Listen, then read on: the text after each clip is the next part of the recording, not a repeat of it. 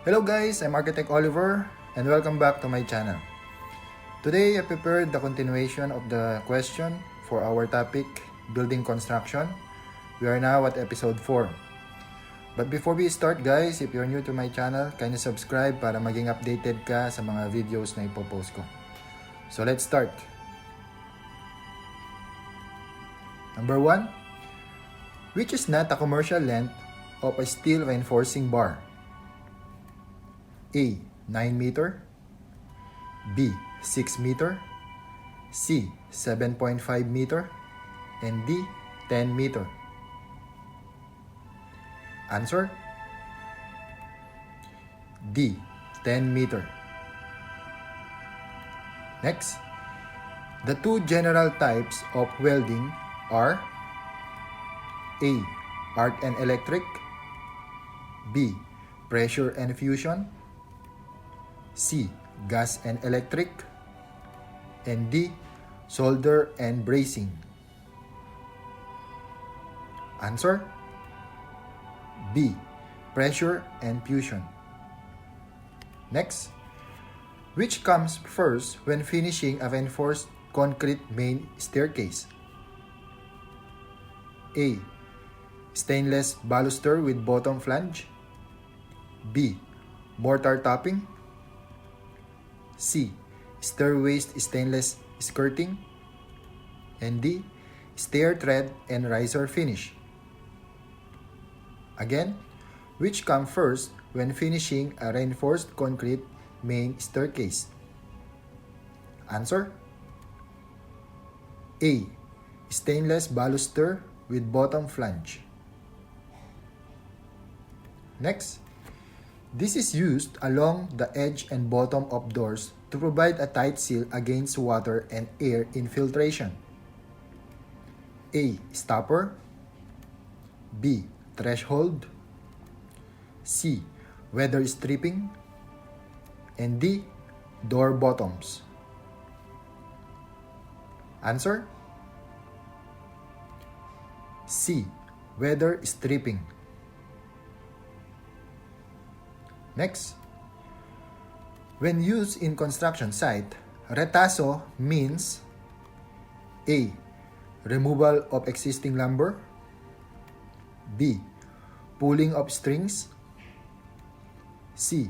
Excess cut-out materials from wood, composites, lumber, and tiles, etc. D. Additional mortar or concrete or cement. Answer? C. Retazo means excess cut-out materials from wood, composites, lumber, and tiles, etc. Next, Class C concrete has a mixed ratio of A. 1:3.5:6, B. 1:3:6, C. 1:4:6, and D. 1:2:3. Answer? B. 1:3:6. Next, a paint defect where there is discoloration of coat caused by the soluble matte color in the underlying surface. Again, a paint defect where there is discoloration of the coat caused by the soluble color in the underlying surface. A. Spotting, B. Deadening, C. Bleeding, and D. Blistering. Answer? C. Bleeding. Next, what is the use of a gap in the skylight construction? Again, what is the use of the gap in the skylight construction? A. Air vent, B. Temperature expansion, C. Ease of construction, and D. Construction standards. Answer? B. Temperature expansion. Next, these are narrow thin strips of wood or metals used as a building material supporting structure for plaster, shingles, and tiles. A. Gypsum lats. B. Metal straps. C. Gypsum lats and expanded metal lats. And D. Expanded metal lats. Answer? C. Gypsum lats and expanded metal lats. Next, most common types of cement used in the Philippines construction industry nowadays. Again, the most common types of cement used in the Philippine construction industry nowadays. A. Type 1. B. Type 3. C. Type 2. And D. Type 4. Again, most common types of cement used in the Philippine construction industry nowadays. Answer? A. Type 1. Next, what is the purpose of CHB cells? Again, what is the purpose of CHB cells? A. To make it stronger. B. To make it cheaper. C. To make it lightweight. And D. To allow heat insulation. Answer? C. To make it lightweight. Next, what is the disadvantage of using steel scaffolding over wood scaffolding? Again, what is a disadvantage of using steel scaffolding over wood scaffolding? A. Take longer time to assemble. B. Requires more space. C. More expensive. And D. Can only support light loadings. Answer? B. It requires more space.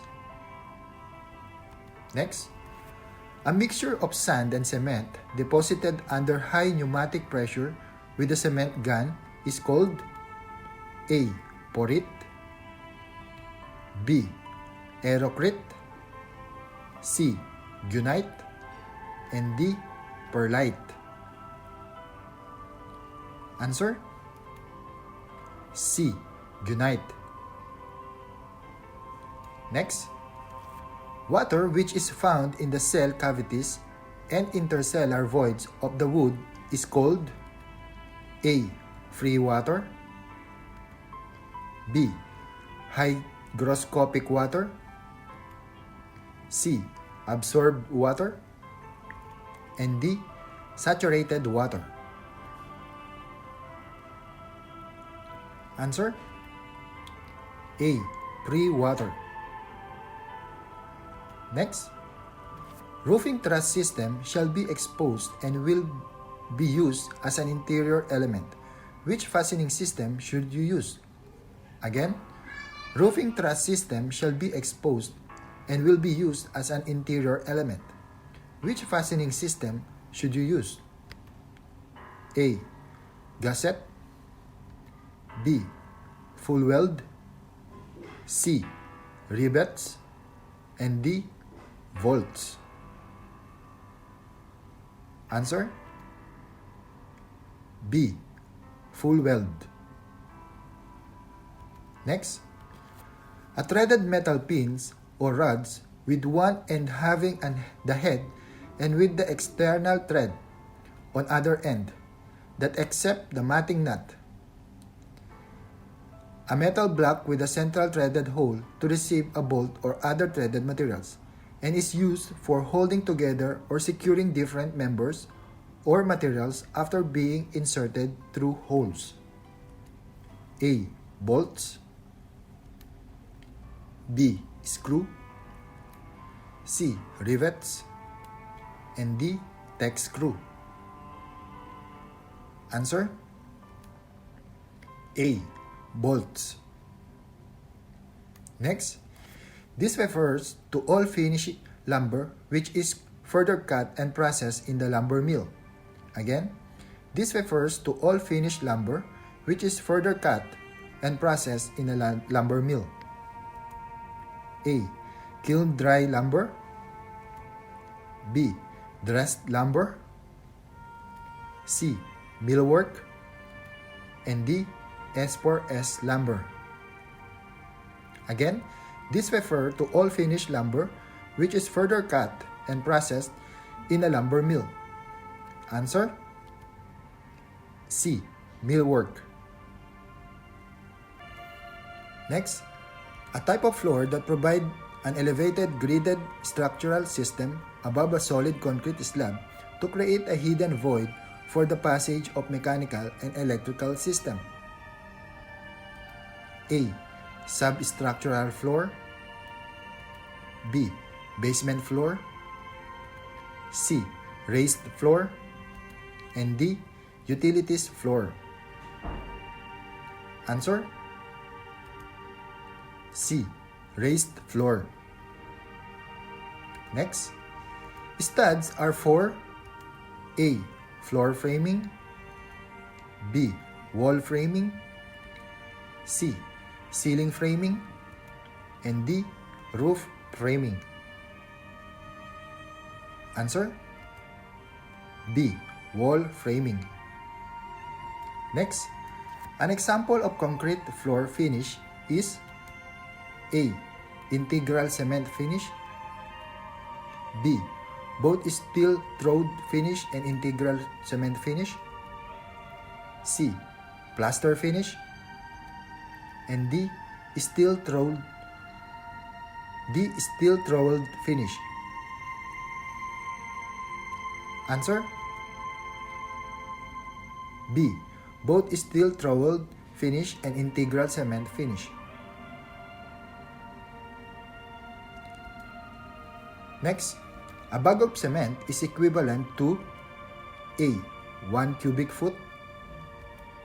B. 46 kilogram. C. 1 cubic volume. And D. 1 squared meter. Answer? A. 1 cubic foot. Next, when concrete aggregate is forced below the surface, leveled with wood screed and given a flat finish is called A. Wood float finish. B. Wood floor finish. C. Tooled finish. And D. Wood scratch finish. Again, when concrete aggregate is forced below the surface, leveled with wood screed and given a flat finish is called A. Wood float finish. Next, a resilient waterproof floor covering that consists of a backing cover with a relative thick layer of wearing surface processed in a special way, combined with wood, various fillers, stone dust, resin binders, and inner color pigment. A. Rubber tile and sheet. B. Asphalt tile and sheet. C. Linoleum tile and sheet. And D. Vinyl tile and sheet. Answer? C. Linoleum tile and sheet. Next, it is also known as a rock lining, which is a constructed layer of a stone that is placed to prevent erosion of the structure. Again, it is also known as a rock lining, which is a constructed layer of a stone that is placed to prevent erosion of a structure. A. Boulder bedding. B. Embankment. C. Riprap. And D. Escombro. Answer? C.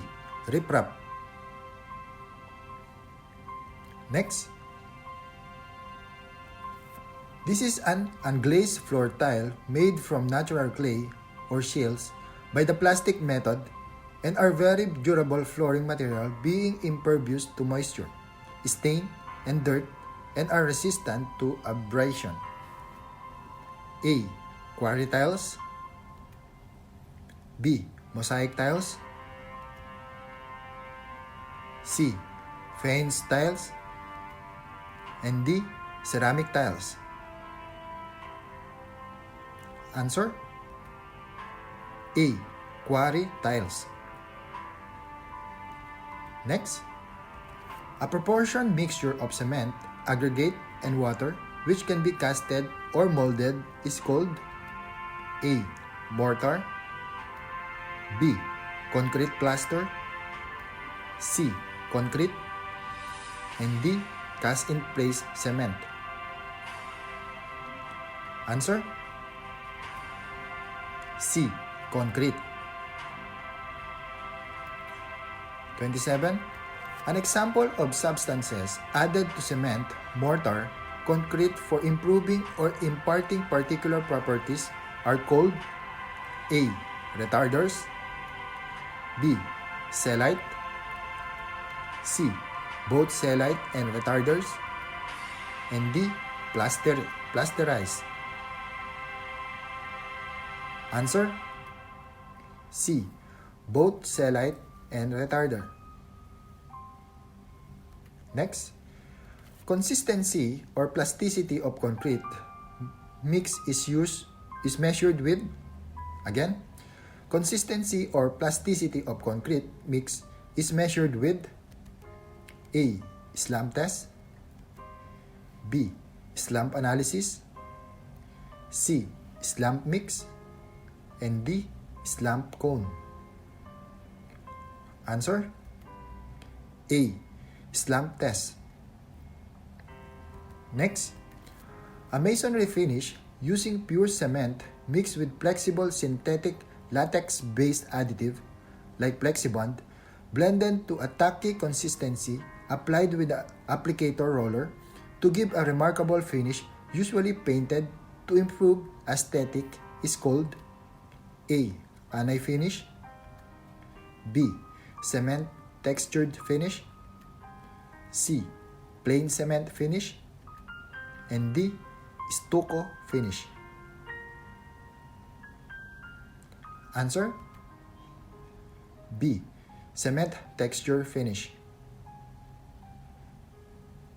Next, the material used to slow down the hydration of cement, especially during extreme hot weather. A. Admixture. B. Drying powder. C. Accelerator. And D. Retarders. Answer: D. Retarders. Next, what alternative fastening material can be used to fasten a ceiling on metal ceiling joist other than metal screw? Again, what alternative fastening materials can be used to fasten a ceiling on metal ceiling joist other than metal screw? A. Stove bolt. B. Metal pins. C. Aluminum blind rivet. And D. Copper rivet. Answer: C. Aluminum blind rivet. Next,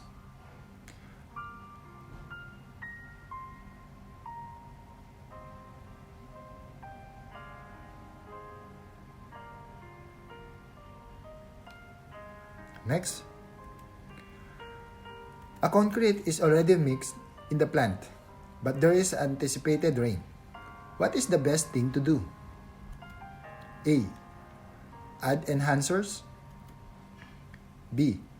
Purchase precast member at the local hardware. C. Reschedule the pouring. And D. Put tarpaulin on concrete after pouring. Answer: C. Reschedule the pouring. Next, the continuous polymeric sheets that are impermeable used as lining of pools, lagoons, or canals are called A. Geomembranes, B. Gabions, C. Geocomposites, and D. Geotextiles. Answer? A. Geomembranes. Next, this is the process of relocating the point of boundaries and property line of the site where the building is to be constructed. Again, this is the process of relocating the point of boundaries and property line of the site where the building is to be constructed. A. Shoring, B. Staking out, C. Staking, and D. Leveling. Answer?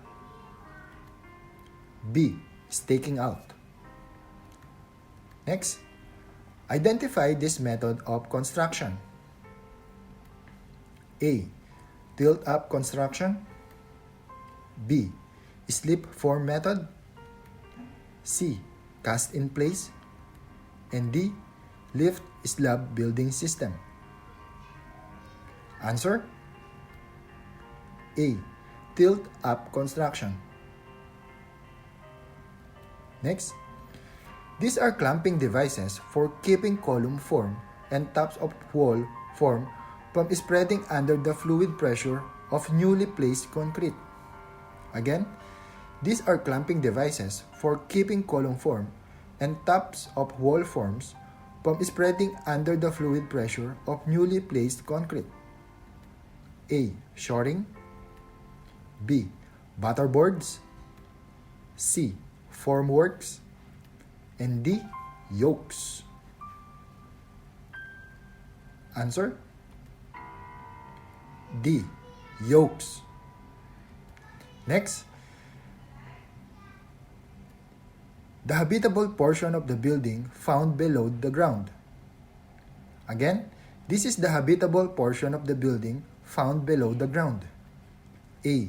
Basement, B. Superstructure, C. Substructure, and D. Foundation. Answer? C. Substructure. Next, these are steel H section driven vertically into the ground to support A. Tie box, B. Soldier piles, C. Lagging, and D. Wales. Answer? B. Soldier piles. Next, a horizontal structural member in the framing of a timber frame house, typically supporting the end of the ceiling joist and acting as the main horizontal support for the floor or roof above. A. Ribbon, B. Brace frame, C. Girt, and D. Stud. Answer? C. Girt. Next, identify the image. A. Batten doors, B. Dutch door, C. Jib door, and D. Combination door. Answer? B. Dutch door. Okay guys, thank you very much for watching. I hope you learned something from the video that I presented. Continue reading guys, building construction and other topics. Continue watching also my video that I shared. I hope na makapasa na kayo sa board exam. Good luck. And thank you for watching again. Bye!